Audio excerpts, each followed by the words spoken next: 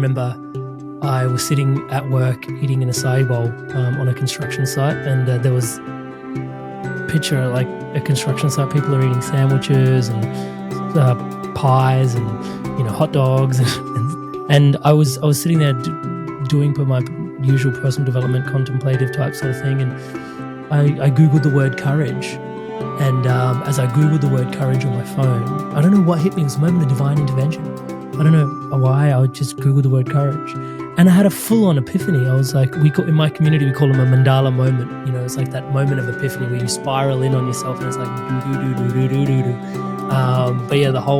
But as I'm reading the definition of courage, courage is not having fear, which is what fearlessness is, right? Courage is absolutely having fear and taking action and steps towards that fear.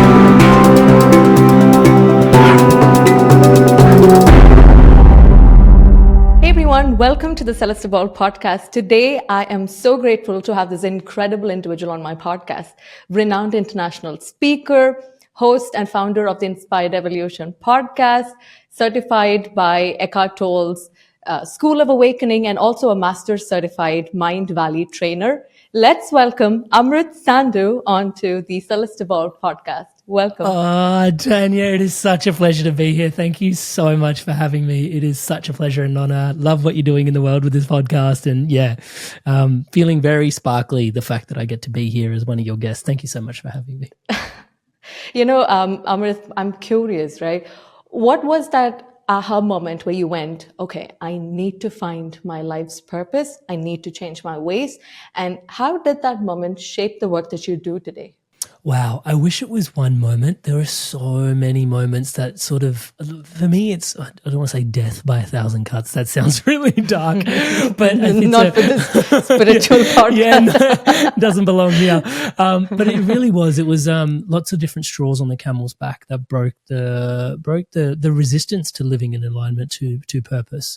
And I think, especially when I started the podcast journey, there was an awareness that there's a message in my heart, which health is purpose and purpose is health. And we can talk more about that, but that's always been the message that's been on the inside of my heart. Now I can say it quite succinctly like that, but previously I didn't really know that was the message, but I kind of knew there was an energy around something in my heart that I wanted to communicate. And that was buried under all the frustrations of not being in alignment to my purpose and not living in alignment to my purpose. And so that was smothering in so many different domains, whether it was, the job that I was doing and, how that impacted my relationships, how that impacted the person that I was, the character that I was developing into, because I wasn't living into the person that was in alignment. And we can talk more about alignment as well. Fundamentally, that showed up day to day. And it was suffocating to live that life, to say the least. And it wasn't one particular moment. There are definitely some standout moments. Absolutely. There was, I remember I was sitting at work eating an acai bowl on a construction site, and there was picture like a construction site. People are eating sandwiches and pies and hot dogs, and there's this random guy eating an acai bowl. Like, which one of these is not like the others? Right? So maybe the writing was already on the wall at that point. And I was sitting there doing my usual personal development, contemplative type sort of thing, and I googled the word courage. And as I googled the word courage on my phone, I don't know what hit me. It was a moment of divine intervention. I don't know why. I would just Google the word courage, and I had a full-on epiphany. I was like, in my community we call them a Mandala Moment. It's like that moment of epiphany where you spiral in on yourself, and it's like do. And as I'm reading the definition of the word courage, I realized up until that point in my life, which, I was almost 30, I was like, the word courage and fearlessness up until that point both meant the same thing to me. I'd foolishly just thought to be courageous was to be fearless. And the thing about fearlessness is you either have it or you don't. You either are fearless or you're not fearless, right? But as I'm reading the definition of courage, courage is not having fear, which is what fearlessness is, right? Courage is absolutely having fear and taking action and steps towards that fear anyway. So it's almost like fear is a prerequisite for courage. And I was like, whoa. And that then quickly distilled into the next Mandala moment I was having was like, whoa. So courage is a skill. I've always, like, maybe it's the testosterone speaking, but I've always wanted to identify as courageous, right? As brave. And so then it was like, oh, but that's a skill. Like, that's something you develop. It's not just something I'm going to inherit in my genes or my DNA. I need to be courageous. And then the very next Mandala moment that I, like, in that very next moment was like, oh, my biggest fear, like, what is my biggest fear? And it was, this is the white picket fence lane is what I call it, which is, for those of you that understand the Indian heritage that I'm from would understand, like, I pretty much had the option to become a doctor, a lawyer, or an engineer, or a failure. Basically, these are my options, right? And white picket fence lane is like, get good grades, do well in primary school, get good grades, do well in high school, get a good degree at university. Once you've done that, get good grades, get a really good job. Once you've got a really good job and find a really nice wife, then you guys can, buy a house, and then you can grow kids. And then, you do that for a while. And then when you're 65 and you're not sure about your athletic abilities, you can finally go bungee jumping, because then you can live life at 65, And it's like, I don't know about this formula. But anyway, I call that whole thing white picket fence lane. And my biggest fear was, hey, what's going on out here? Just outside white picket fence lane. What is, and it was like, and then it was like, no, quickly, like, hey, get back in here. Scary out there. How are you going to make money? How are you going to make a living? And I look back now, and that fear was instilled by the best of interest by my family, my friends, my relatives. And they were one of the best for me. But yeah, that was the big fear. And ironically, or not ironically, take it as you will, the people that inspired me, the podcast is called Inspired Evolution, the people that inspired me were all living outside this domain. There was actually no one that was in this domain that actually I looked up to, which was like, oh, how did they, climb that ladder or get to where they were going? Everybody that inspired me was like a coach or an author or a speaker or a podcaster or an entrepreneur. They did something outside in this domain. And so I was like, isn't it like, even as I was like, I'm on this ladder, climbing this ladder, doing this thing, when that's my destination. What? And so that became really apparent to me. And that was a particular moment. There's 2 or 3 of those that are really like stand out like those. But that was one of them. But yeah, there's even in amongst that, like, for that to have precipitated, there were so many micro moments that led into that mega Mandala moment for me. You spoke about the Mandala moment, right? Can you explain what that is? Because I don't know. So it actually started with I had a gathering in my house called Mandala Moments every fortnight, and that was actually what gave birth to the podcast. So I'll provide a little bit of context, and hopefully that'll illustrate the picture quite well. Bear with me just a moment. So my wife had an existential crisis at a certain point. And when you're in a relationship for such a long time, you generally go through things together, touch wood. So she had this existential crisis. She's a dentist. She's like, there's got to be more to life than filling holes in people's teeth. Genuinely, like, there's got to be more. Like, I wake up, I go to work, I fill holes, I come back and I'm tired. Like, what's going on here? And so she had this idea that she wanted to go on a sabbatical. She was like, I want to go traveling, find myself. I'm going to go on this sabbatical. I was like, cool, you go do that. So she went on this 10-month journey. We didn't know it was 10 months. She was going indefinitely, right?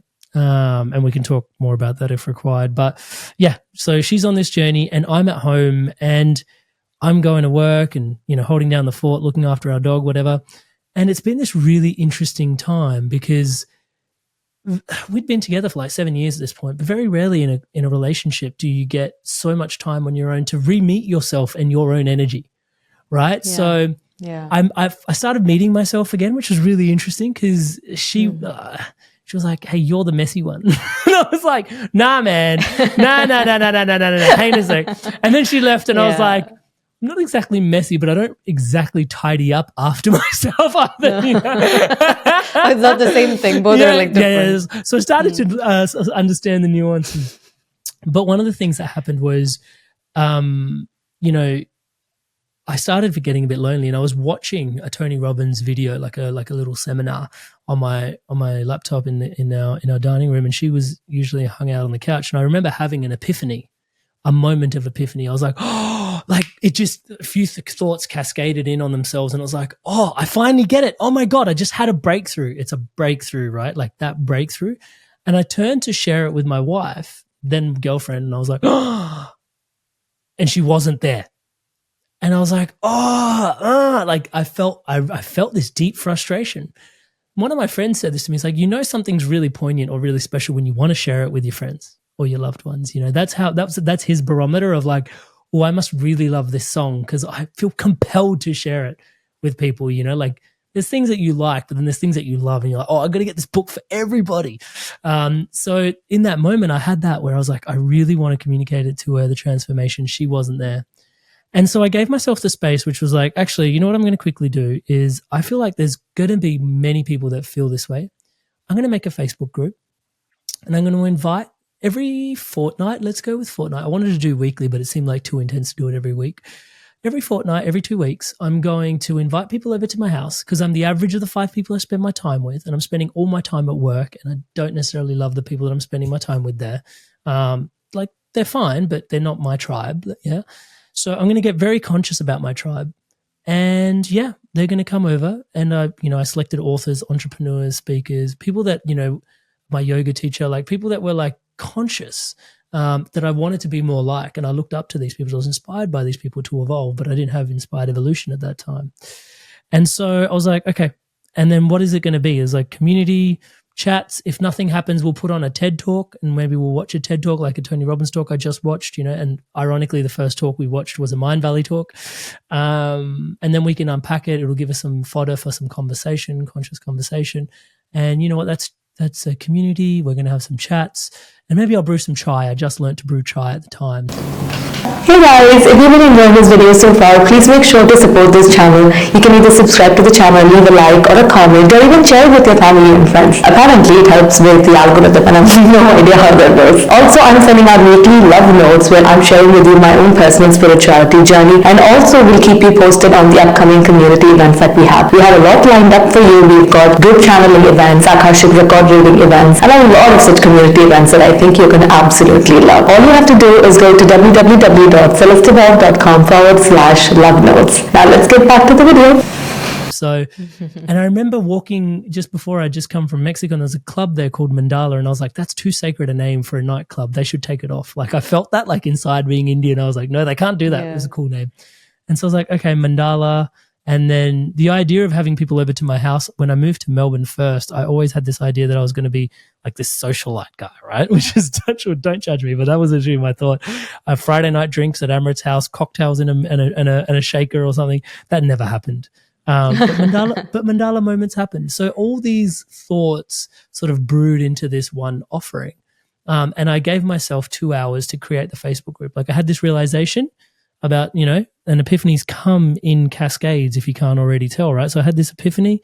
I turned to my wife. She wasn't there to share the epiphany with. And I was like, oh my God, I'm having another epiphany that other people must feel like this. And so then I created this Facebook group. I gave myself 2 hours to create the Facebook group, created it, invited these people. And I was just like, what am I going to call the event? Mandala Moments. Like I don't know. It just sort of popped in, Mandala Moments.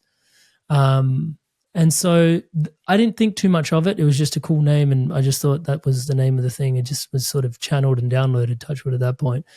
But then after a while, the community started saying in these Mandala Moments, because it started to grow, right? The first one, there was 2, the next one, there was 1. But then eventually, like every 2 weeks, there was like 30, 40 people in my living room were shooting the shit on philosophy, spirituality, having these incredible conversations, right? Touchwood. Bohemian seance kind of, I don't know, it was just like what it was, but anyway, it was incredible. Touchwood. So we're having these conversations, and midway through, people would say, oh, I'm having a Mandala moment. And I was like, well, you're what? And they're like, yeah, I'm having a Mandala moment. And I was like, what's a Mandala? And they're like, I'm having an epiphany. Like I'm having a breakthrough. Like my brain just rewired new neural pathways. I'm firing something new differently. Like I'm totally spiraling out into a whole new awareness. I'm having a Mandala moment. So long story, but hopefully provides all the context you need. to fully understand what a Mandala moment is.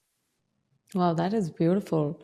Since we were talking about relationships, right, and communities, and right now, all of us, we are so much in the digital world. I think the one thing that's missing is probably community. And even when it comes to relationships, too, I feel like the millennials probably were more, they didn't try to find themselves, or like the older generation didn't try to find themselves before they got into a relationship. Whereas the Gen Z or the younger generation, they seem to know that that's it. I'm going to find myself first and then get into a relationship, which makes it seem like they're very selfish. They don't care about anybody else. What are your thoughts on that? How do you think relationship is evolving right now?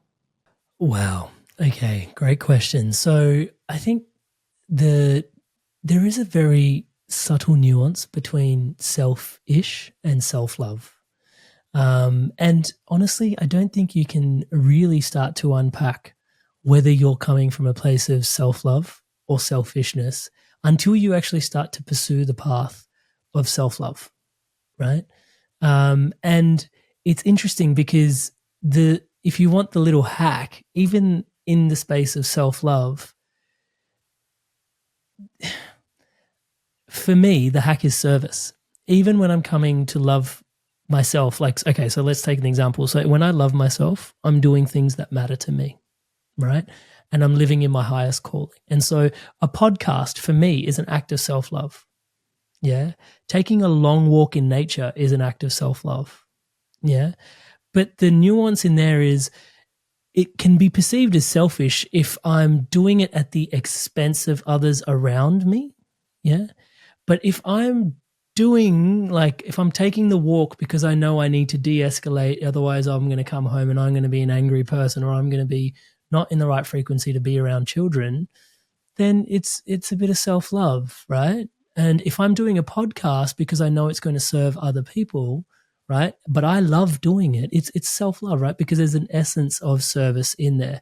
So ironically, it's like, isn't self-love all about loving yourself? And it's like, yeah, absolutely it is. But it's got the connotations of dharma in it for me, right? Like, yes, love yourself so you can fill up your cup. And we can talk a lot more about this so that you can actually serve others, right?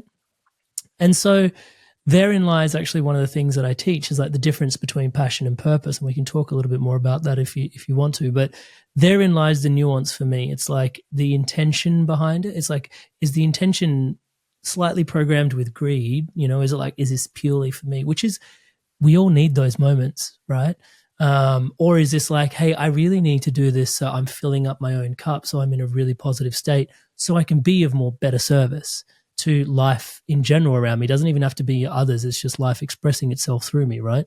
And that nuance, you're not even going to notice. It's like, was that time I took a walk selfish because I was just avoiding my family? Or was that time I took a walk really good because actually I was allowing myself to process all the emotions that were in my body, and I really needed that so I could be, when I finally came home, I was actually really useful to my family and I wasn't projecting a whole bunch of emotions on them. And the nuance is so subtle, like, right? And every time it's going to be different, right? And you're only going to really realize when you go on the path and the journey of self-love versus selfishness. So self-love is it's a whole spiritual path unto itself. Yeah. Like you'll be working on that to the end, and it's like my favorite thing about the good things in life. Like one of my passions is music. You don't GG music, right? Like you don't clock music. Like it's infinite. Yeah. Same thing with meditation. You don't clock meditation. Like at some point I was like a meditation. It's like, when have I mastered meditation? Never. Yeah. You're never a master. And so the same thing with self-love. You'll never master it. You'll just always be on the journey. And those are what I like. Maths. It's one of those things. Obviously I'm Indian, so I had to bring in maths. Come on, relax. But do you know what I mean? Like it's infinite. So those things I feel like are a good indicator that you're onto something special when you're working into something that has no horizon. It's infinite. Those are really, for me, been the things that bring the spice of life. If you think like that, it seems like the older generations were more they were more in service to others, and But then in the process, they forgot to take care of themselves. And I guess most of the problems that's happening in the world is also probably because at the end of the day, if you don't take care of yourself, I can give you an example, right? I usually get really triggered by people when they say stupid things. Like, this is like, for some reason, I was talking about it to, And yet you still I invited guess, me onto the podcast. No, I'm kidding. Sorry. no, that's not true.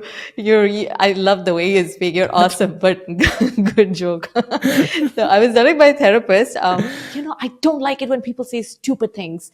And he gave an answer which didn't make sense. Therapists also need healing. So that's like a whole another thing. But once I got into the spirituality path, that's when the people say that, if you find out what triggers you, and then realize that it's because you get triggered by the same thing. And then I realized, yeah, it's because I hate it when I say stupid things.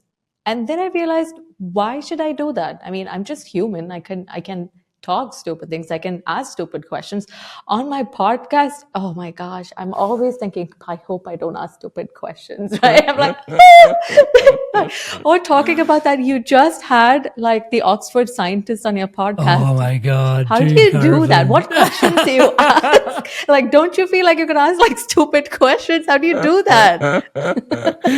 There's definitely no stupid questions. I have to. That's my mantra. No, so it's for me to answer that question directly, it's preparedness. I find that a lot. So the more prepared I am, it helps me deal with otherwise what would have felt like anxiety.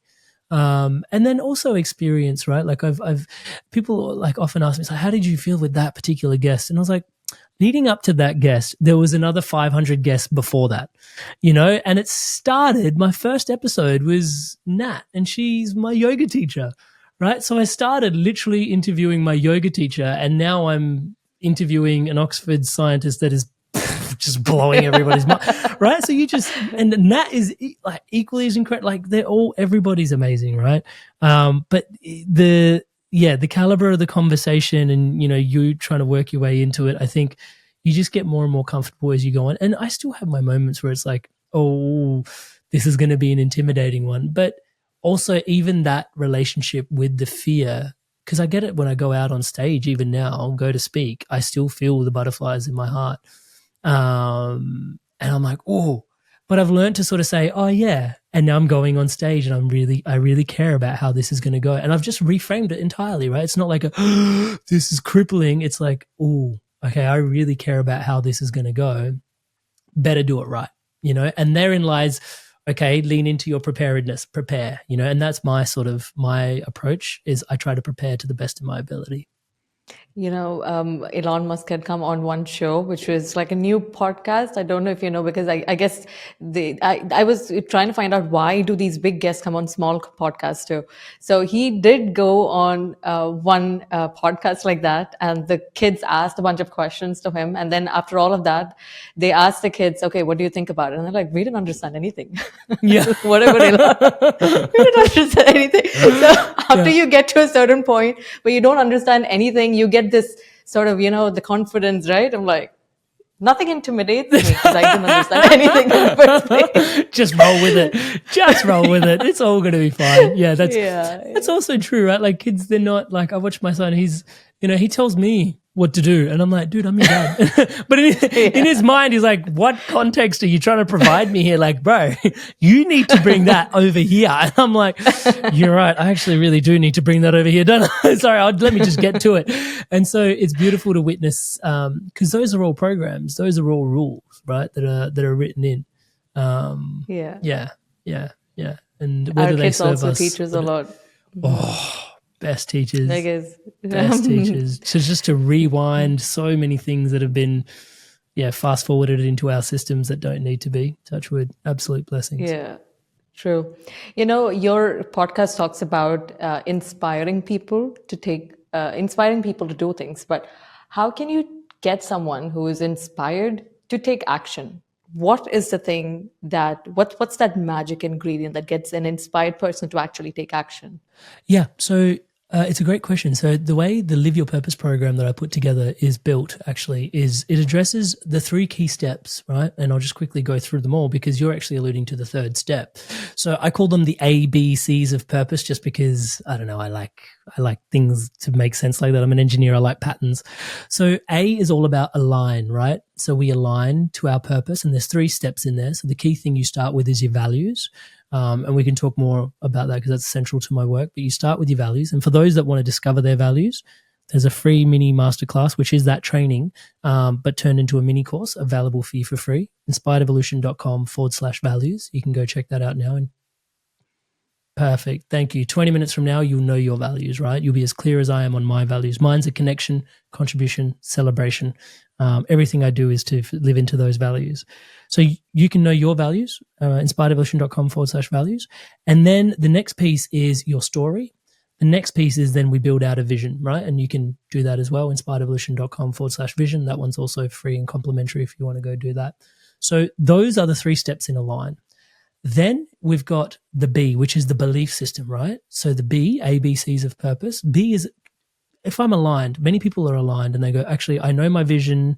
I believe in it. Like, I know my vision. I can see where I'm going. I know what my values are. And a lot of people tuning in might be in that space, right? It's like, okay, cool. Now I know who I am because that's the first pain point, which is like, hey, I don't know who I am. I don't know what I'm about.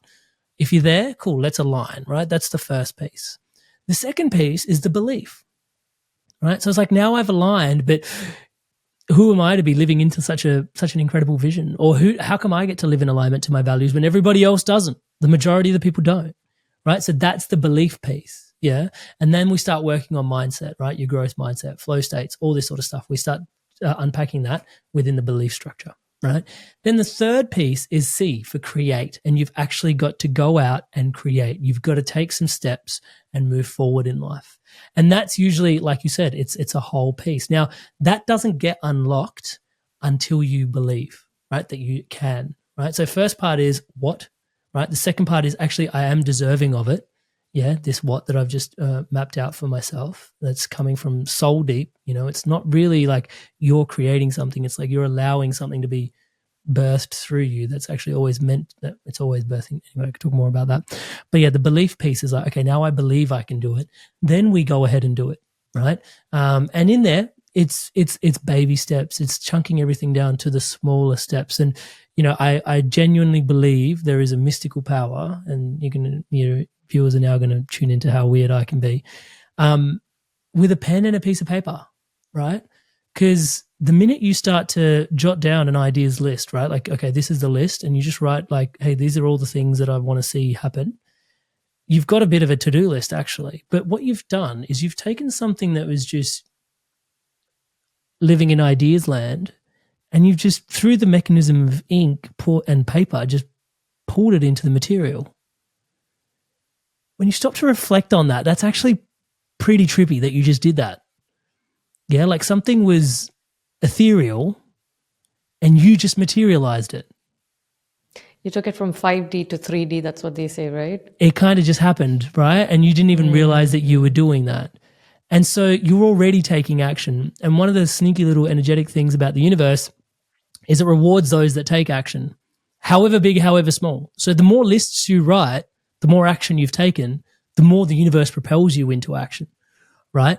Now, if you just write a quick list, you look at it and you go, oh, actually, if I just order some things, you've actually got an action step. And this is where coaching comes into it really effectively. And this is why I love doing one-on-one coaching. We make sure the steps aren't too big, and we make them super like painfully small. We're like, oh, come on, Amrit, like that's my step. And it's like, yeah, man, just go do that. And then you go do that and it's like, oh, I did that and I smashed it. Now you built some self-esteem, right? Boom. Then we do the next one and we smash that. And it's like, I did that. And it's like, great. That was too small, Amrit. It's like, fine. And we're working on your self-esteem as well as we're working on the actions, right? Because self-esteem is just, I said I would do it and then I did it. I said I would do it and then I did it. I dare not say I would do it and not do it, because then you erode your self-esteem and then you're actually hurting yourself from ever doing something again, right? Grain of sand at a time, straw on the camel's back at a time.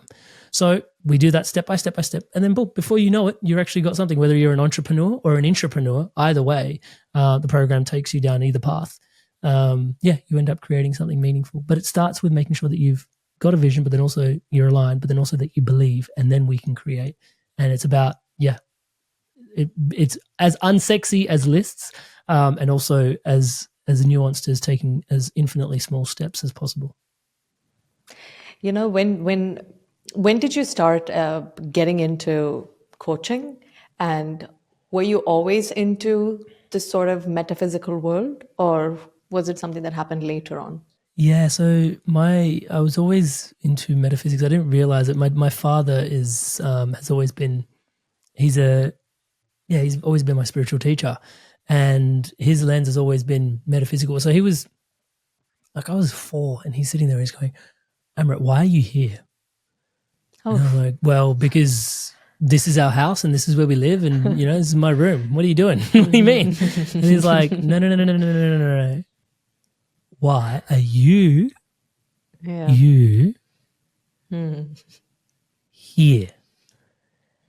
just the courage of a man. Like I look at my son's 3 now.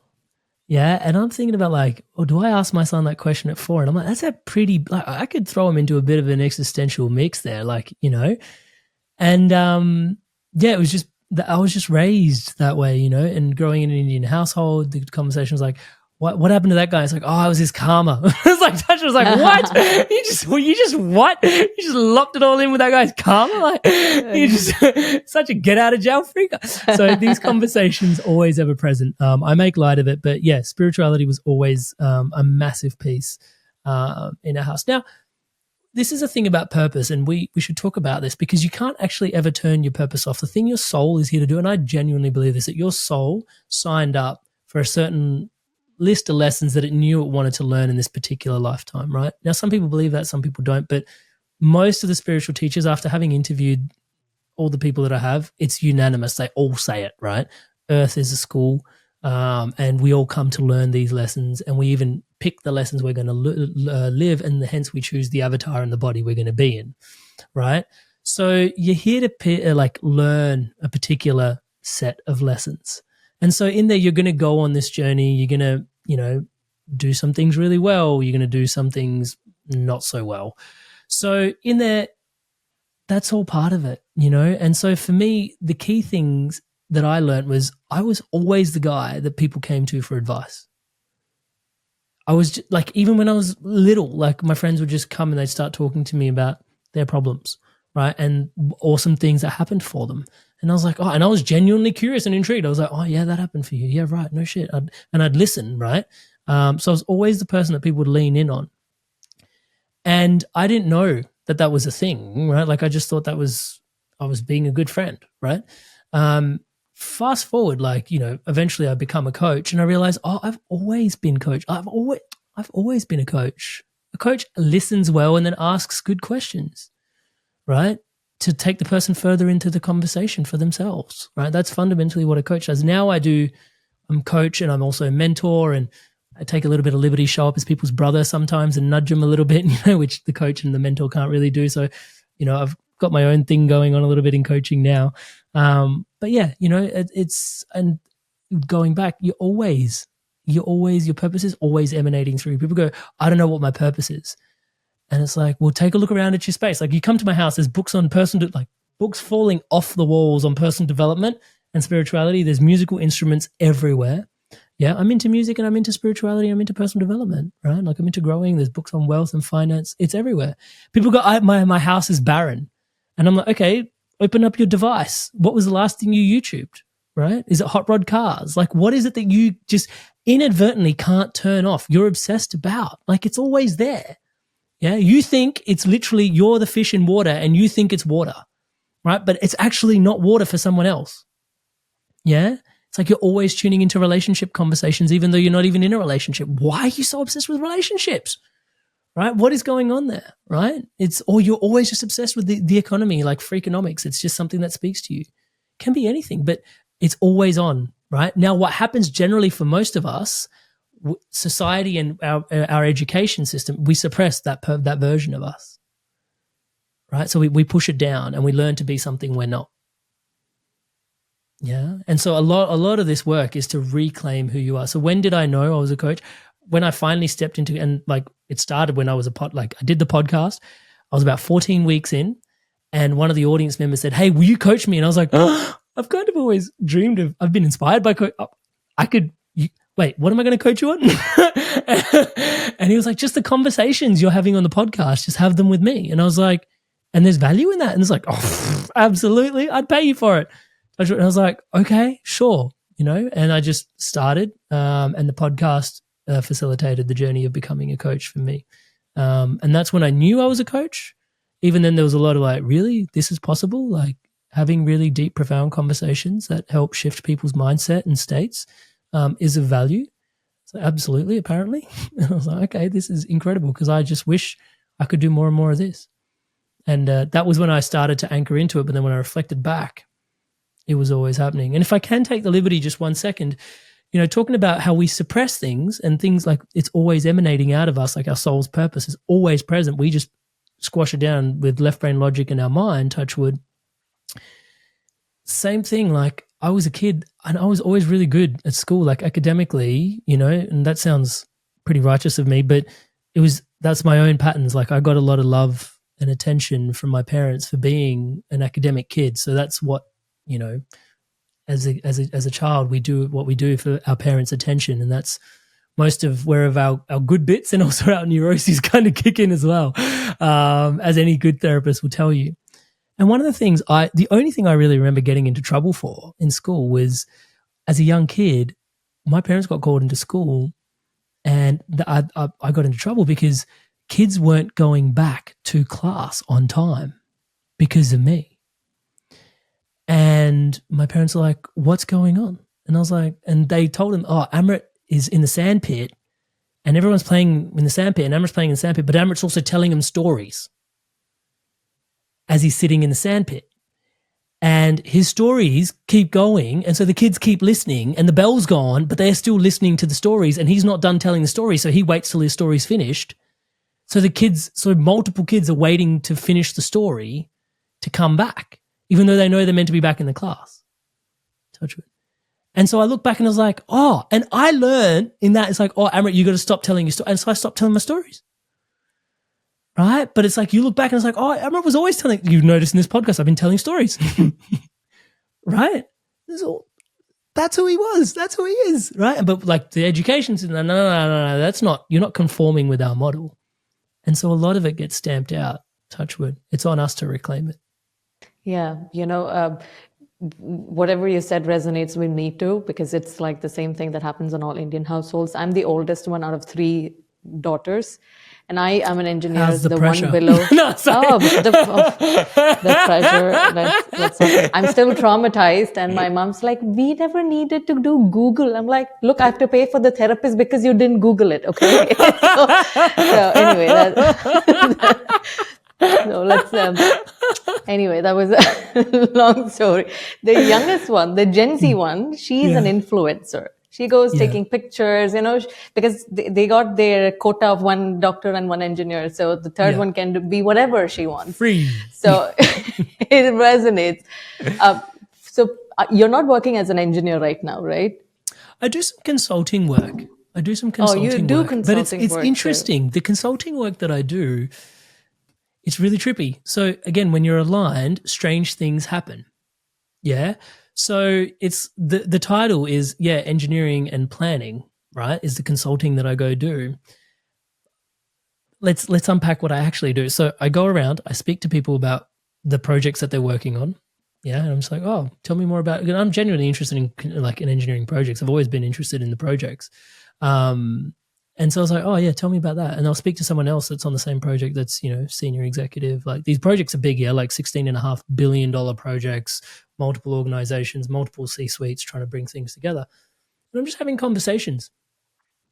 And then after just similar to how we're doing this podcast, and after having chats to 8 to 12 different people, I'm like, oh, there's a misalignment. Like such and such thinks this and such thinks this. They're not on the same page, but they're delivering the same project. And they're right at the top. And then there'll be a monthly update, which is basically what you and I are doing. It's a podcast. I'll get them both on a podcast and we'll sit there and we'll chat about, hey, you think this and you think this, let's hash it out.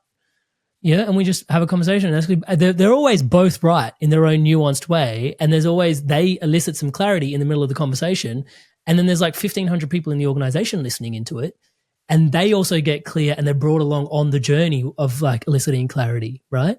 So it's clarity, collaboration, and certainty is what that, you know, that sort of moniker for those talks is. But it's a podcast. It's a podcast. Really, but it's helping people plan their work better. So it's engineering, planning. It's a bit trippy, right? So but I still go like, how am I consulting a podcast to like what? How? But it's like, do I get to connect? Absolutely. Do I get to contribute? Absolutely. Is there a celebration? Yes, because things are going aligned and better. Do I get to connect with people? Incredible people, right? Is there a contribution? Yes, to the projects as a whole. And I try to pick government projects, which, you know, support the taxpayer and how everybody gets around what they're doing. And and then ultimately there's more celebration. So it lives into my values.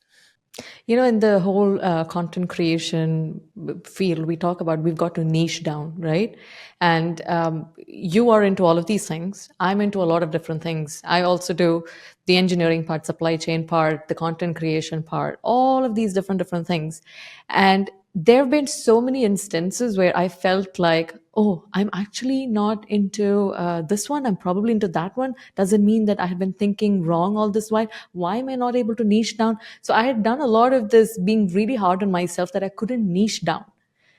What are your thoughts on that? Because there are so many people like that who feel like they're not able to stick to something because that's what social media tells you, or probably the coaches tell you, that you stick to this one thing, put yourself into a box, and then keep doing that to become successful. But you are integrating everything together and you're finding this completely new niche, like the Amrit niche, probably. Yeah, but my niche are my values. So it's connection, contribution, celebration. So you can call it coaching, but when you come to me, you have a very conscious conversation. It's equal parts therapy. It's equal parts conversations with a really deep friend, because sometimes only your friend will tell you what they need to tell you, like, you know, and it's equal parts coaching and it's equal parts mentorship. There's like 4 different things going on in this one thing, right? But it's called coaching because that's what people understand, right? But really what's happening is we're connecting. There's a contribution happening so that you can celebrate life more fully. So as long as I'm doing public speaking from stage, I'm connecting to an audience, I'm contributing, we're celebrating. We're doing this on this podcast right now. I'm connecting with you. I'm connecting with you, the listener. There's a contribution, hopefully, right? And there's a celebration that's happening, right? You hopefully live life richer because of this experience that you've had, touch wood. Yeah. So I'm walking around C-suite execs doing like all these projects. There's connection, there's contribution, there's celebration.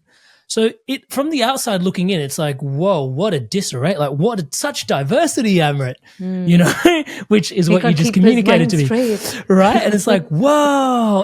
But internally, it's like, no, these are the pillars of me. The way I describe it, I joke sometimes, like my body is a temple. There's that old joke. It's like your values are the pillars of the temple that is you. And the you is the personality. You can, having interviewed like all these different spiritual teachers now, that they all say the same. There's a higher self, there's a lower self. There's a spirit, there's an ego, there's a soul, there's a personality. I like soul and personality. Gary Zukav and I have been getting along really well, seat of the soul, touch wood, and he calls it personality and soul, and I think most people resonate with that. Yeah. Personally, I call it ego and spirit for myself, but I think most people resonate with personality and soul. Yeah. Your personality has a certain makeup. Yeah. What is the makeup of your personality? Such that all the energy and all those experiences that your soul is trying to live in this lifetime as life force energy emanating through your being, right? How do you get out of your own way? Because we're all twisted and contorted off our center. Remember, Amrit the storyteller? And it's like, well, boom, you can just align, right? And the thing that aligns you is getting an alignment to your values. Now the energy can flow through really clearly because you've gotten out of your way, right? So you've erected the pillars of the temple so that maximum aperture of energetic flow from your soul can actually flow through your life. That's the book that I'm writing is called Meta Flow, right? Like metaphysics, grand scale flow, like this flow that you hit flow states in your life. But when you're aligned on your purpose, synchronicities appear, incredible things happen, right? And that's meta flow. Yeah. And so that's flow, and it stands on your values, getting really clear on what your values are. Yeah. Again, inspiredevolution.com/values. 20 minutes from now, you'll be as clear as I am on your values. Like, you're not connection, contribution, celebration. It's highly unlikely. You probably do have one of these common values, right? So I'm sure Tanya has contribution or service or something in there. Like, why is she doing this podcast, right? And we connect over that value. That's like-minded, like-hearted. We're actually like-valued. Yeah. So that's where we bond. Yeah. And we bond with similar people. Yeah. So a lot of the people that come to my coaching, it's like, oh, I did values. It's really weird. Connection's my highest value. And it's like, it's not a surprise. Yeah. Because you connected to this exercise and we're doing it and we're in coaching together. I'm connection. It's obvious, your connection. We're attracted to each other because we bond over the value. Right. And that's the value you see. That's the value you get. Yeah. So it seems disparate and it seems like I found a niche of one, but really it's each person is a niche of one. And that's that authenticity piece, really, when they're like, social media, be authentic. Sure, just be you to the best of your ability. And it doesn't mean everybody's meant to be on social media. If you don't have, like, it might not line up to your values. Your values might not be to be online and share yourself. Like, my wife has no interest in this. Right? Her highest value is integrity, and she can do that completely without needing to be on the online space. Yeah. But for me, like, connection, contribution, like, the internet is just pouring gasoline on my values, like it's incredible. Yeah. For someone like myself, it's been an incredible opportunity, touch wood. That's so beautifully explained. While you were explaining that itself, I was thinking, oh, Mandala Moment. It's like, 'cause I spent so much of my life thinking, why am I not able to stick to this one thing like everybody else? Why am my interest so wide? And also that's you. Yeah. And I would just like get super engineering about it for 1 sec. Like, take the time to be broad. Yeah. And I know it's like the long scenic drive, but it's so worth it. Like, with Inspired Evolution, it was like, financially independent, retire early, how to build wealth, how to have good relationships. It was like every avenue of mind, body, soul, spirit, finance, like all 5 dimensions of that. Like, it was all there. Yeah. Until like, it was only like a year, 18 months ago, 5.5 years into the podcast, that we realized that, when I do a relationships podcast, 100 people will watch it. When I do a finance podcast, 500 people will watch it. When I do a health and wellness podcast, 1,000 people will watch it. When I do a spirituality podcast, 15,000 people watched it. Yep. And I was like, what? And then I was like, and then I just did the cycle again and again, spirituality, 15,000 people watched it. And at that point you go, oh, I've created enough content to realize the market's feeding me back information, right?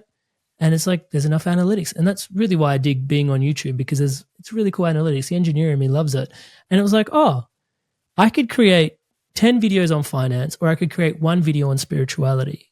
And more people are like, the audience is saying, we appreciate your spirituality content. We're watching it more. So now it's on me. Do I listen to that feedback or do I not? Now, you do have to take stock. Like, you need to be very careful. Don't become somebody you're not. Yeah. For me, it was touch wood. It was like, you can double down on spirituality if you want to. Like, you can double click on that. I still do all the other conversations. We literally just did a finance conversation and wealth and the mindset of it. But it was like, oh, for me, when I checked in, it was like, I can do that.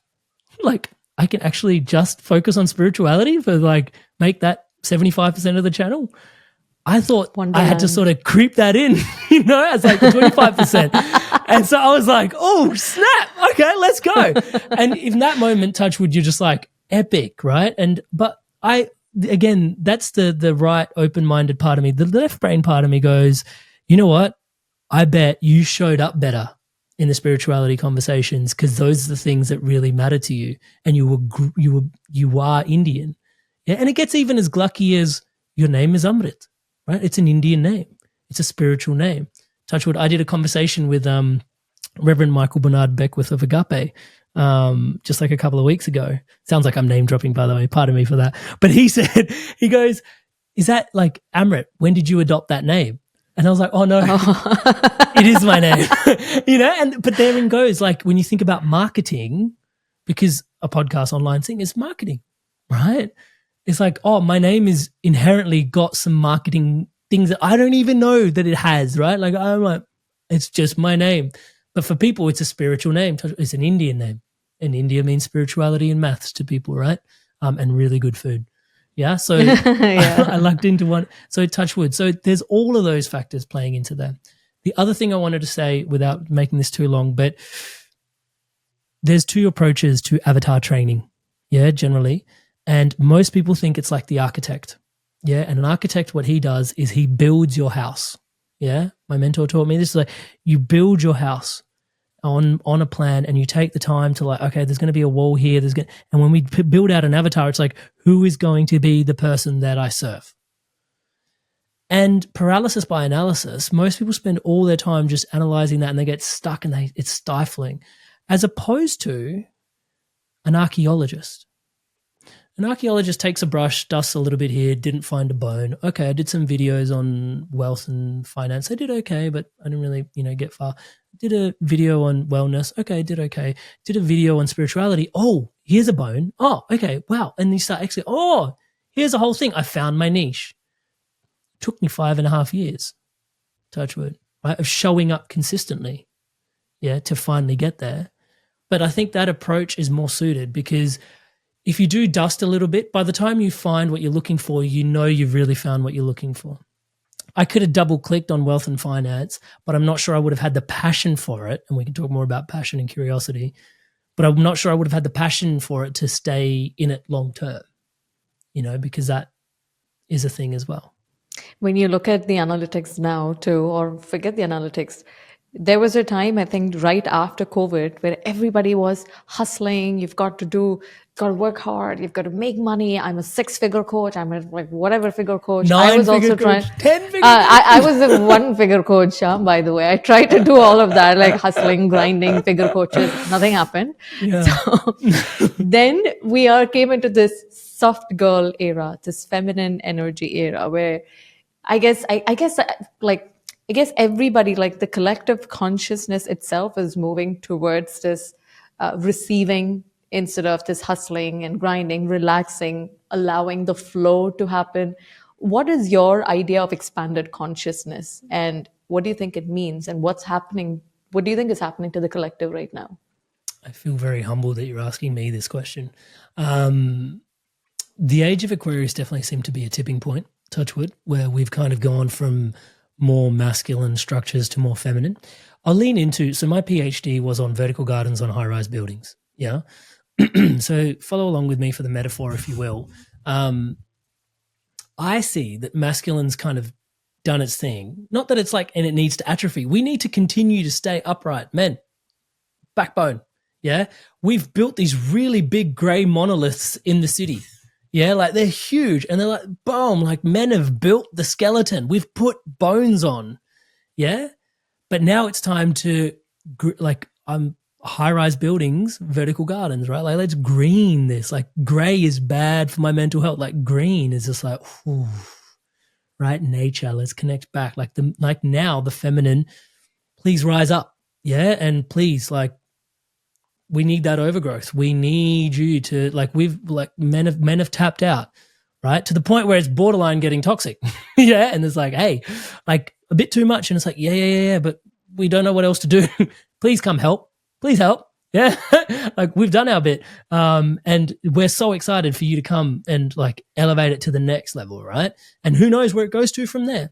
But we've gone through that masculine growth phase, and now it's the new leadership phase. The next phase is feminine. Yeah, and the age of Aquarius was a very beautiful tipping point, and very, like you saw the Mayan calendar, and lots of things sort of shift at that particular moment in time. They do say 2014, 2034. There's like this 20-year window where the real shift is happening. And what an incredible time to be alive with technology, with the shift. Like, my God, we are just, the stories we get to tell. Like, I still get to sit and be like, I remember, you know nothing about this sound. Beep, beep, beep, beep. And like the internet connected. I was like, get off the phone, I'm using the internet. It's like, what are you talking about? It's like, you don't know dial-up.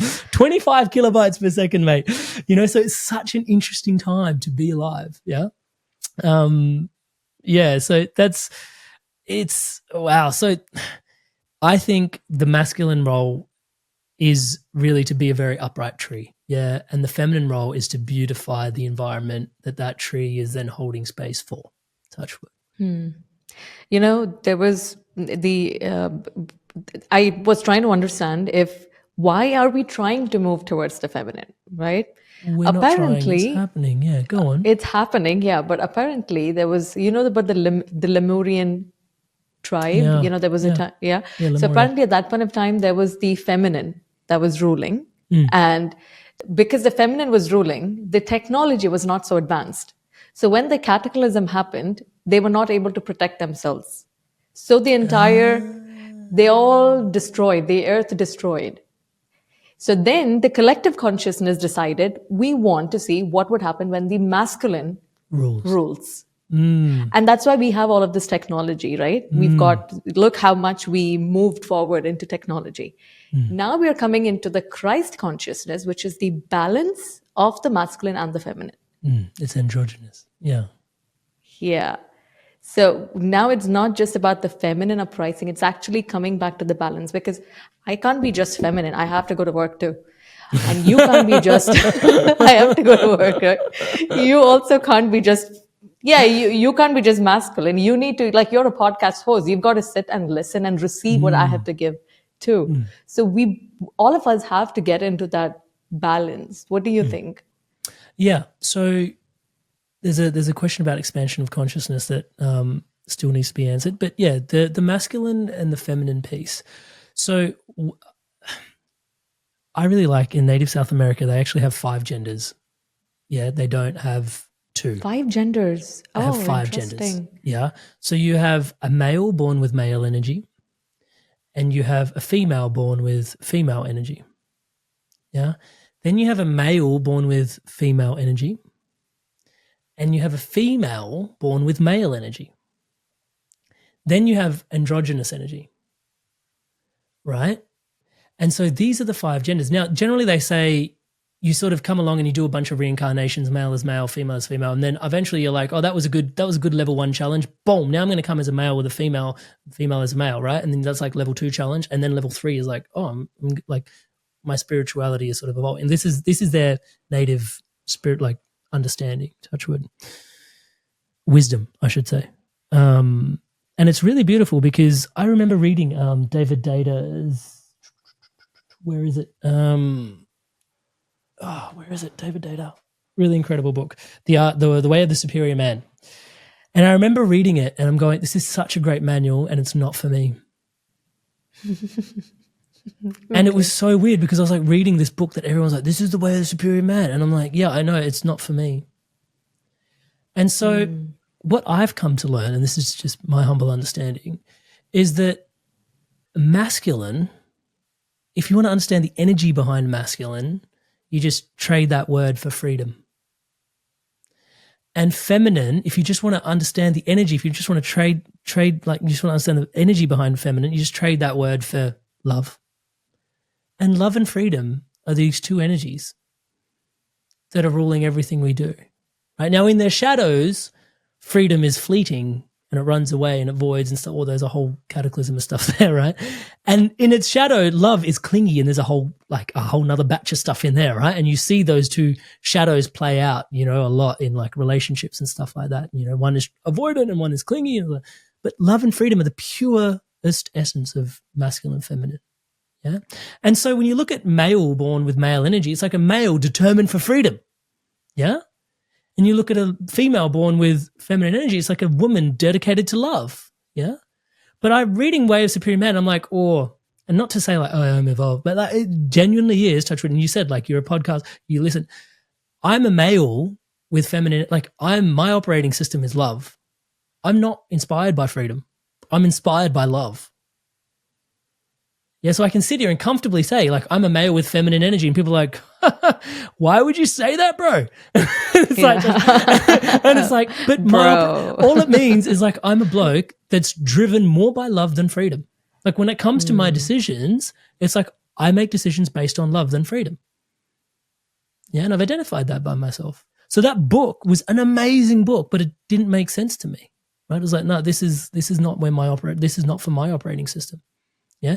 And then there are equally females that are operating for my wife is a female and she is driven by freedom, right? For her, it's like, how can we as a family experience more levels of freedom? Yeah, and for me, it's like we as a family, how can we have more love? Yeah, it's a beautiful dynamic, touch wood. And you'll naturally attract your other counterpart, right? The next evolution is up here. So that to sort of say in relationship and energies there's a massive, I like that because now it provides more fidelity, more nuance to the conversation, right? Between the masculine and the feminine. And I think because what we do run the risk of when we start painting things as masculine and feminine is like them and us. And it's never them and us, right? Like it's never them and us. We're in it together, right? Like love needs freedom. Freedom needs love. Yeah. The universe is going through this trippy dippy experience where it's folded in on itself to look in on itself. Yeah. And we go back to self-love. This is probably why self-love is an infinite game, because the universe is trying to be free of itself. It's trying to liberate itself from itself when it is the infinite whole, so that it can marvel and wonder, like maybe it's curious about itself to kind of go, what am I? Who am I is a question that has plagued us because we are the universe looking in on ourselves, right? And it wants to and that love is like, just love, so I could see myself to love myself, right? Back to self-love. It starts with self-relationship. People go, how do I start loving myself? It's like, do you have a relationship with yourself? Right? And so freedom, trying to liberate myself so I can love myself. It's masculine, feminine, masculine, feminine, masculine, feminine. It's all symbiotic. It's all one, right? Touch wood. And so they're in the dance together. Yeah. And therein lies, I think, in many spaces, unfortunately, but I think more and more people are having this conversation the way I'm having it now when I've tuned in online, but I also am conscious sometimes I'm in an echo chamber, that people are trying not to be like them and us with the masculine and the spiritual space, masculine and feminine. I do think there is a bit of a crisis for men in general at the moment because the new wave of leadership is feminine, and for thousands of years it's been masculine. And so it's like, what's our place? And it's like, just continue to stand strong, brother. Just continue to do you. Like, you don't need to figure anything else out. Just continue to do you. They're coming. Yeah. Just let them stand on your shoulders. That's all you need to do. But you need to stand really tall. Yeah. Don't just duck and try and look for which undergrowth you need to figure. There's not much left to figure out. Yeah. Just continue to stand strong. You know, if a Gen Z was listening to all of this, they would ask you one simple question. Amrit, who should pay the bill on the first date? If you're asking Amrit, the guy. I'm traditional. I'm old school. Call it what you will, you know. And that's a bloke operating from an operating system of love, hopeless romantic. Yeah. So, those old school values and virtues and, I love James Bond movies and just, that's what you're going to get from me. But the truth is there's probably 8 billion different answers. Everybody's meant to give their own unique answer to that. And if you find the right person that matches for you, for my wife, the answer is she loved that I bought the first dinner on the first date. Yeah. For someone else, it's like, I'm so glad he let me pay. Or he let me pay. Wow, that sounded wrong as well. For someone, that's the conversation. For someone else, it's like, how dare he even say that? Like, do you know what I mean? Like, there's infinite combinations. There's 4 billion combinations of that, and there's a perfect match. Touch wood out there somewhere for you to like, right? And that's all that really matters in the end, right? It's not what you think. It's like what the other person thinks of how you operate. Touch wood in that way.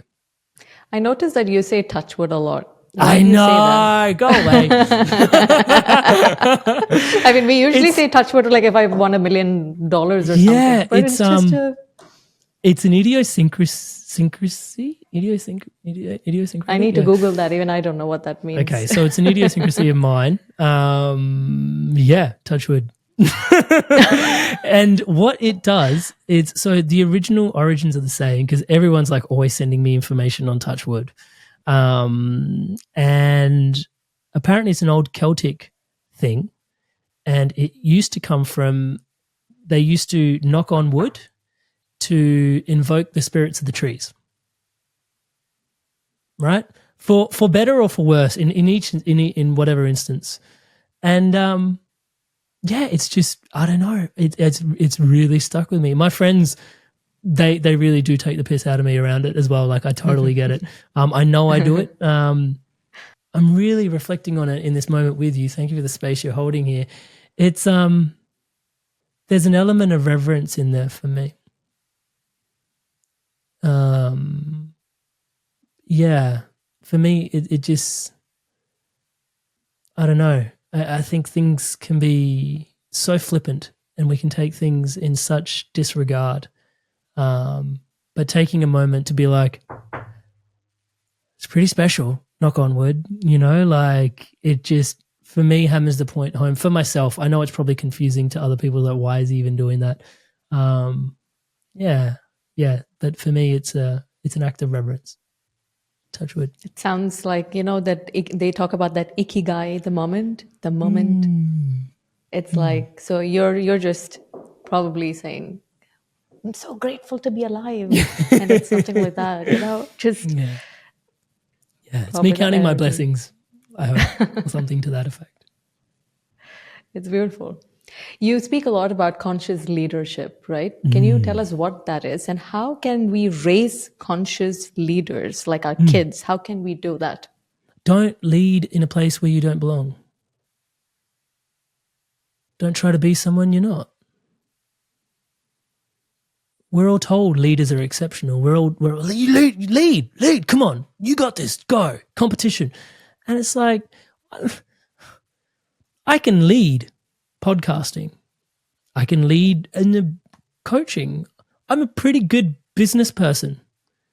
As a coaching podcast, would I have run a good engineering practice? Probably not. Yeah, and this comes back to your values. Like, lead yourself. That's where it starts. So it's all good leadership starts with self-leadership, and that is the self where we're awakening.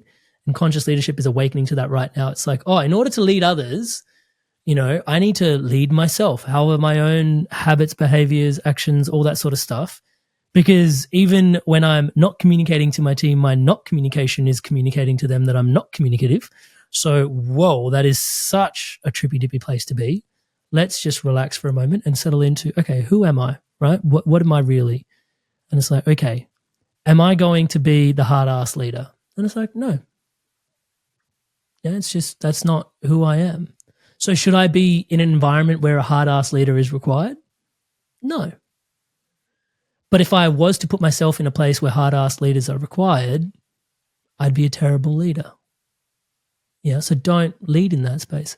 And that said, like, there are some people that are more aggressive than others, and that's the nature of the work, and that's where they belong, right? Like, some people need to collect debt, and some people don't want to pay up their debt. Maybe you need someone that's a bit more aggressive in that space. I don't recommend it. Compassion would be beautiful, but maybe that's what it takes. I don't know. Just thinking out loud with you here, right? But fundamentally, conscious leadership is get conscious and be aware of who you are. And so in there, if I'm connection, contribution, celebration, there's like 6 different leadership styles, right? In there, I know mine's is coach and inspire. Yeah. So from there, knowing that I'm connecting, contributing, celebrating, and how do I love to show up in around those pillars of the values? Again, it's like I would love to coach people and inspire them to elevate. Now, some people don't want to be coached. Some people don't want to be inspired. They're not right for my team. Now I know that about myself. Now I know that about them. Yeah, but if I don't know that about myself and someone's not working in the team, is it a them problem? Is it a me problem? There's a ton of dynamics we can unpack downwind from that. That's just a quick little insight into conscious leadership. Again, it boils back to your values. It really boils back to your values, and being aware of who you are and where you're coming from. I recently got told by my daughter that she wants to be a leader in class. If she says something like this, or if your son says that he wants to be a leader in his class, how are we going to respond to that? Oh, what do you want to lead? What is it that you want to lead? Yeah. Yeah. And he might say, everyone. And it's like, to where? And really challenge him to start to think. It's like, okay, Where am I leading them to? Like, do I just want to be a leader because society's told me leaders lead and leaders are the ones that win and winning's the name of the game? You're leading people. Where are you leading them to? What's the point? Why? It's like, oh, I'm leading them to the playground. Great. Why? Playground's fun. Yeah, man. I love it. We can champion fun. We can champion play. You do that. Lead them. Lead them, bro. Get into trouble. Go on. I endorse it. Daddy said. Yeah, go. Yeah? Because there's a solid enough why, right? He did some critical thinking behind it. He found his heart in it. He found his soul in it. Touch wood. But if not, then to what end? Society told me so. Relatives told me so. Family told me so. You got hijacked, bro. That's just a system. Those are just programs. That's not your soul. It must be so nice to speak to your son. I mean, maybe your wife probably doesn't have to do a lot of heavy lifting when it comes to the questions that your son asks. I'm assuming, is that the case? No, she does most of the heavy lifting. She does. There's no replacing a mother. Mothers are mothers. Mothers are mothers. There's especially because we've got two boys, touch wood, and they're boys and mothers definitely. There's a thing there. There's a total thing there. Before, like, I always had a lot of respect for women, but now the world is like, we talked about 5 genders, but there's like, it's weird now. It's like in an office environment, even if I walk into an office, it's like, oh yeah, there's men and there's women, and then there's fathers and mothers. It's like, true. It's different. You're a mother. Sure. I'm not saying anything to you. You're a mom. It's like, it's a whole nother ball game. A lot of reverence, a lot of respect for mothers. It's a different, just the way they juggle things. Like, just to give you an insight of where I'm coming from, I guess, like, the only way I can articulate it, like, I found, and I believe this, my wife and my sons share a nervous system. Like, if my son's crying, I can tolerate it, yeah? It's like, oh yeah, he's crying. And it's like, he has needs, but let me just quickly put this cup down and then tend to his needs. Yeah. My wife, she's like, I'm holding a cup, I need to tend to my son. Like, it is like, what? And she's very calm and demeanor, but you can see inside, like, her baby's nervous system went, ah, and her nervous system went, ah, at the same time. Like, they're one. Whereas me, I've got my own nervous system over here. It's like, oh, that happened over there. You need me? Yeah. Give me a sec, coming. Even just that lag time. Yeah. And to think that mothers are wearing that, and I don't reckon they ever lose that, to be honest. Like, mothers have hunches about their children all the time. Maybe the connection, the volume turns down on it a little bit, but I reckon the current's just as strong the whole way through your life, potentially. I don't know. Yeah, we'll find out. But there's that connection. And so, yeah, you think about how much bandwidth mothers are operating. Like, yes, they're working on the tasks that they're working on in the office right now, but they're also, like, always thinking about their kids, always thinking about their family, like that frequent, like their ability to be in so many places at once, that expansion, that the genuine love, like love is the expansion. You just talked about expansion, just expansion that carries, I've got a lot of respect for it. I invite a lot of respect for it. I've got a lot of respect for it. It's pretty inspiring. Yeah, it's true. There's a lot that, we do feel things different. Talking about it, I was just thinking about, because to me it seems like you're this person who has it all figured out, like, as a father. And I'm just thinking of myself. Let the podcast fool you. I'm still learning. I'm still learning. The only reason I feel figured out is because I'm consistently learning. Touch wood. You're consistently learning. My mom was asking my 5-year-old, what did you study in school today? And she's like, I don't remember. And she's like, but I remember my past life. My mom would be looking at me like, I've told you not to say such stupid things to her. Then my mom asked her, which past life do you remember? She's like, Yeah. you remember last week we went for Dhruv's birthday party? Last week was a whole. Hey, you know that what is it called? Hedonic adaptation. Man, I've got a bone to pick with hedonic adaptation, man. Do you remember when you went to school and like a term was a lifetime? Do you remember how long that 12 weeks was? Like one term in 1 year was like, boom, like so much happened.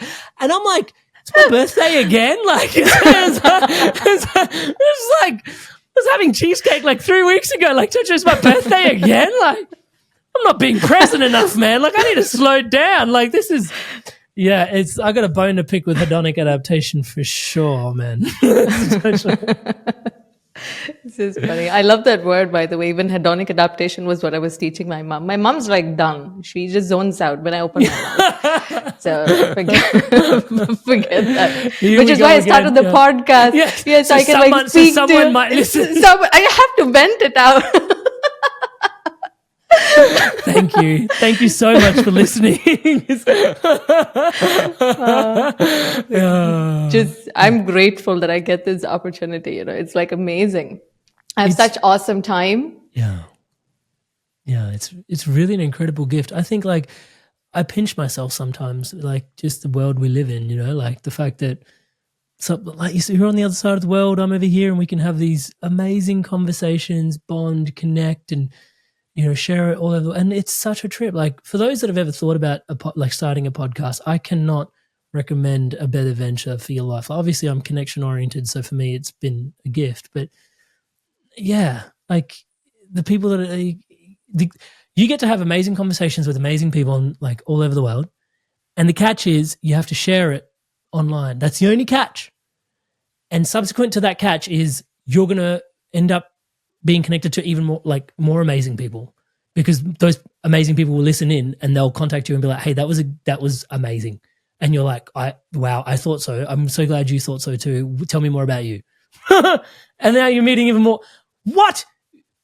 As you can tell, I'm connection oriented, but nonetheless, it's like, it's incredible. It's incredible just what's possible. And like to think even 20 years ago, this wasn't really a thing is pretty trippy how far we've come. It is, yeah. I think when you start a podcast too, like for me, I think I'm learning to become a better listener. I don't think I was good at that. I'm also learning to ask questions in a better manner instead of like it's different now. I'm learning to like the whole thing is helping me become a better person, like a better person that's in every way. When you look back, how do you think it has helped you personally, the whole podcasting? I wouldn't be the coach that I am without the podcast that I have. Definitely. Like I listen better, like you said. I ask questions strategically, not like thinking about the trajectory that they're going to inform the other person, because I'm doing that in an interview. You have to do that in an interview. But as a coach, sometimes one question can pull the entire thread of the tapestry for the other individual, right? Like yeah. So, and then also all the content that flows in, like people talk about coaching certifications, and I'm not here to poo-poo certifications, but some of you that are listening in have like 20 certifications and you haven't coached a single person. Yeah. There's a lot like that too. We talked about action, right? And, yes, I've got certifications under my belt from some really incredible organizations, but I'll be completely transparent. The quickest way to scale your offerings is to partner with strategically.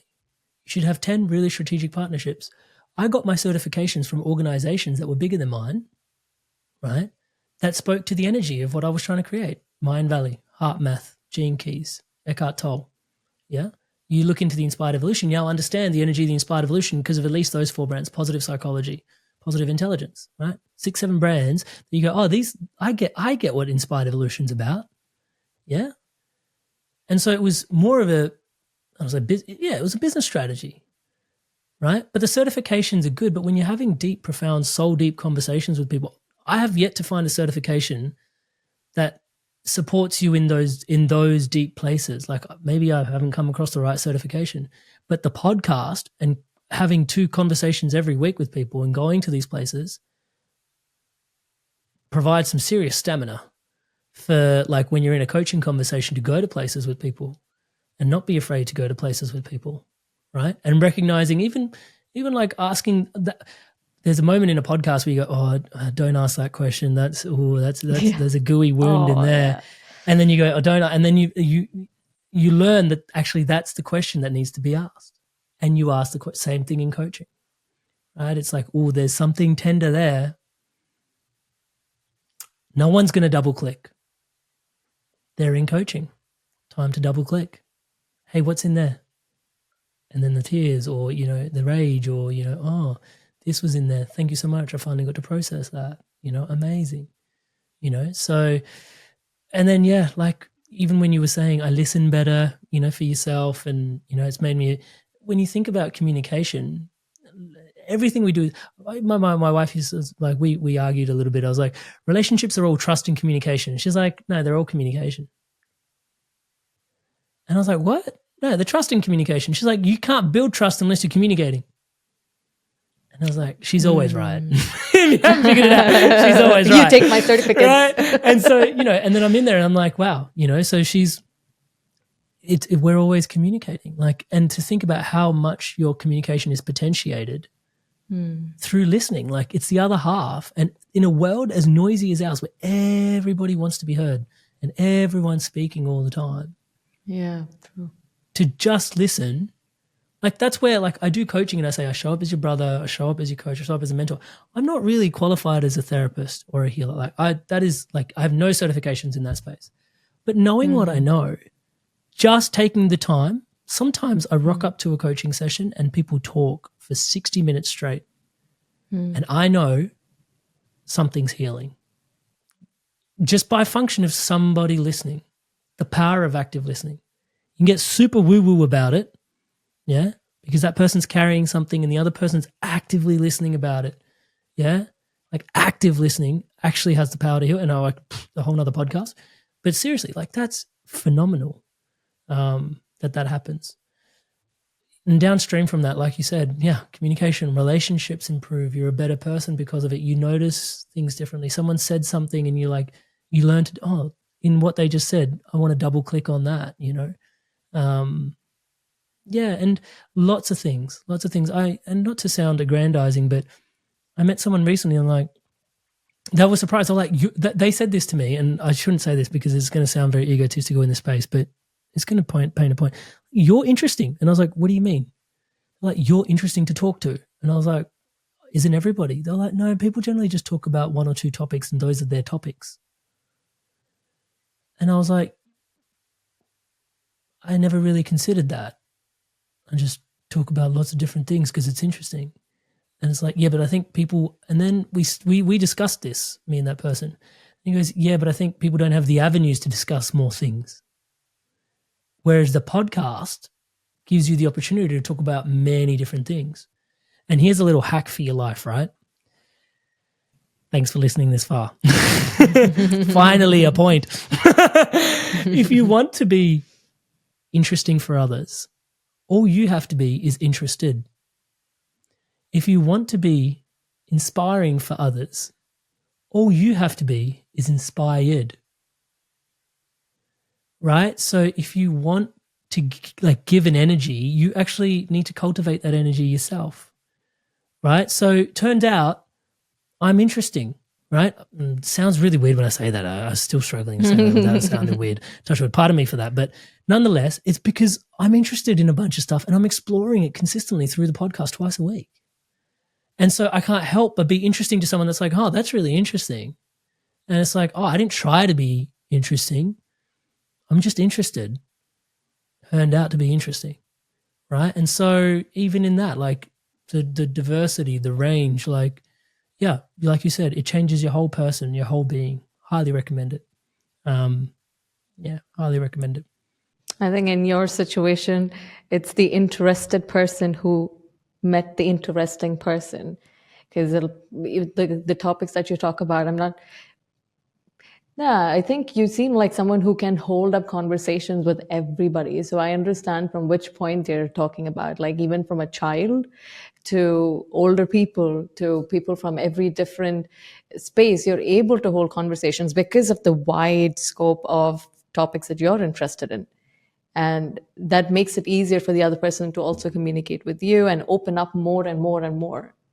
And for everything you have, you know what they're talking about. Let's be real about that. But that's also touchwood connected to my purpose. And what I mean by that is, remember what we said, like your purpose is always present. Your soul picked these lessons. I grew up in a restaurant.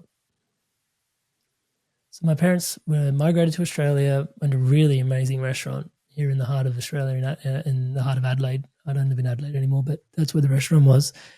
And as a young kid, I was running around under tables, people were eating, and I would just sit at tables and discuss things with people. I was talking, people that drove multiple $100,000 cars.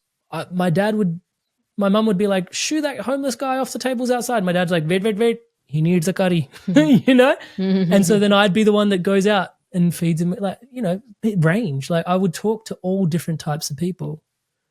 And so it was always on. It was always present. That happens to be my life story, touchwood, my life's path, to connect with lots of different people. And that was teaching me from a very early age.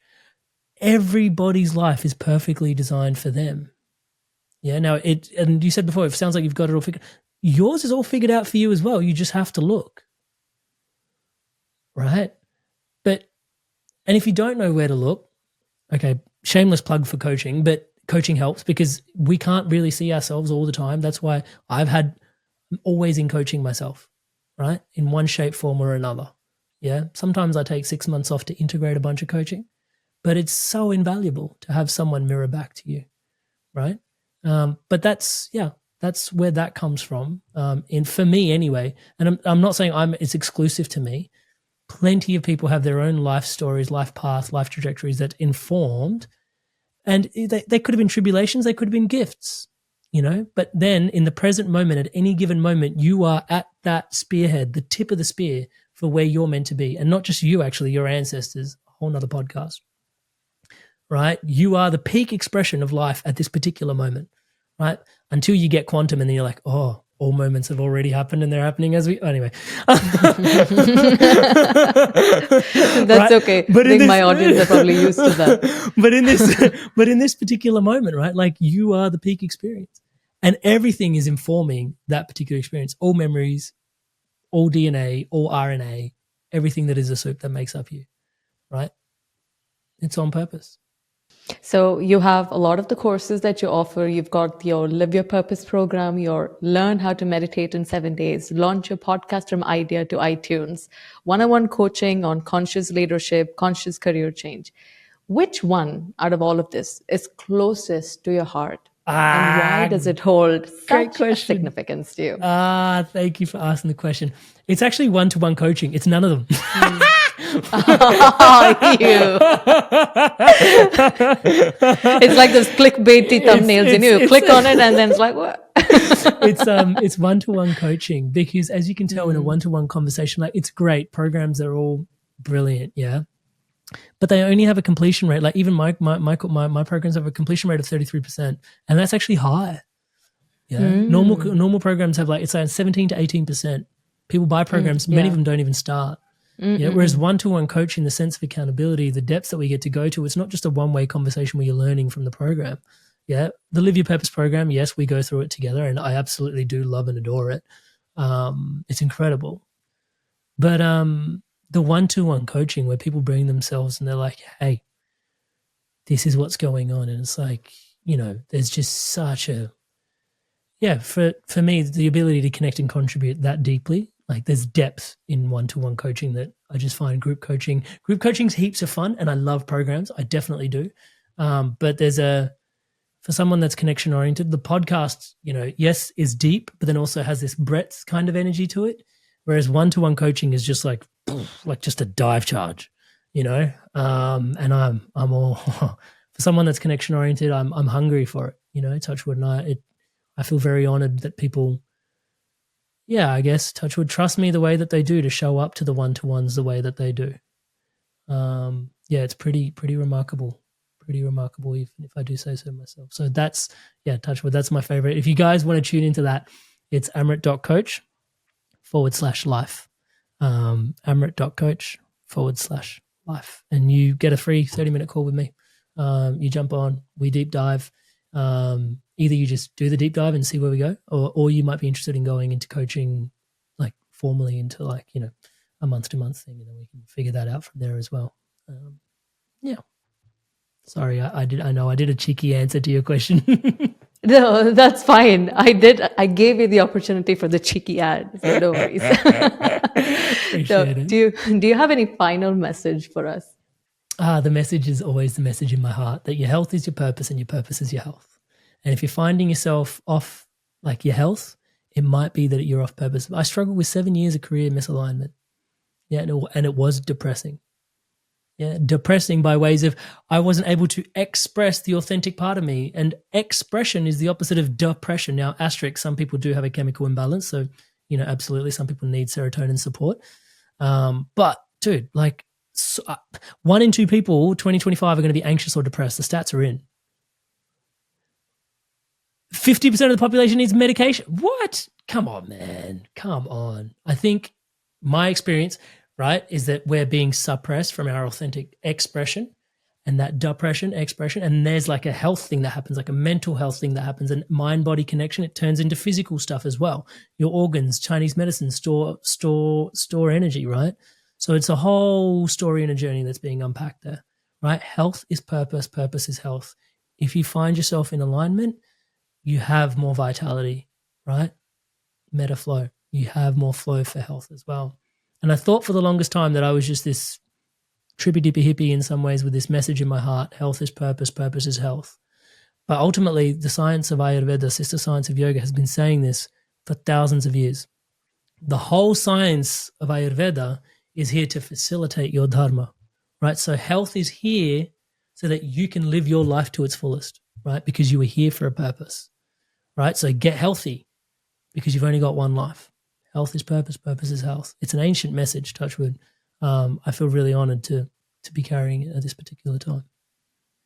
It took Amrit only 7 years to find his purpose and his alignment. A lot of the people on the planet, they die without finding it. So I highly recommend taking the coaching and the course so that he can figure it out and not come back again, reincarnation. Like, why? Just get it out. Why? Maybe 7 years. Why? So thank you so much, Amrit, for the courses and the coaching programs, because this is big. This is huge, right? For living, like you said, anxiety, depression, these things happen when we are not living life in alignment. So thank you so much for taking time out and coming and speaking to us. I really appreciate it. Thank you. Oh, Tanya, thank you so much for the depth of your questions, your presence, your listening. Really, an absolute honor to be here, to share with you, to connect, to contribute, to celebrate. Thank you for the opportunity for me to be able to do more me in such an incredible container. I love what you're doing. I love your podcast. Everyone here is super blessed to be connected to this through you, to you. And guys, congratulations on following such an incredible podcast. It was an absolute honor to be here today, Tanya. Thank you so much. Thank you.